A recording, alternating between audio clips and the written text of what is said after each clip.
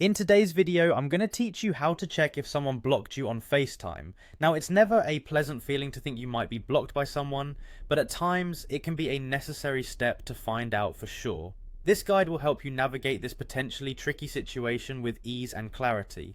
Let's start by talking about the first indication that someone might have blocked you on Facetime. Begin by opening your Facetime app and trying to place a call to the person you're concerned about.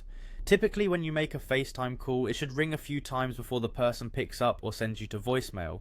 However, if your call doesn't ring and instead goes directly to an unavailable message, or if it disconnects almost immediately, this might be a sign that you've been blocked. It's important to remember that network issues or the recipient having their phone in Do Not Disturb mode can sometimes cause similar problems, so don't jump to conclusions right away.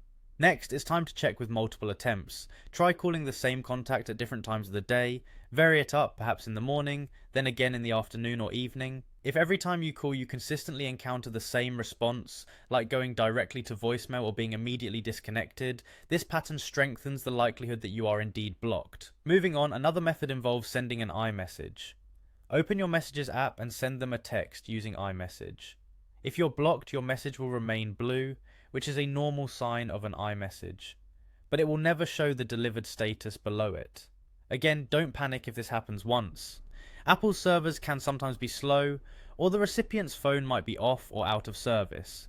However, if this persists over several attempts on different days, it might be time to consider that you have been blocked. Remember, Apple doesn't send you a notification or alert if someone has blocked you. These small signs, unanswered calls, messages that remain undelivered, are indirect but useful indicators of a possible block. It's crucial to piece these clues together and consider them in context, ensuring you're not jumping to conclusions based on a single failed communication attempt. And there you have it. Some practical steps to help you determine if someone may have blocked you on FaceTime.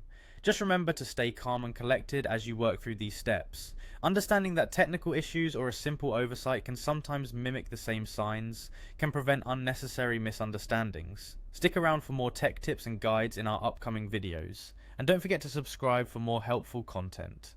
Thank you for watching, and we'll see you next time.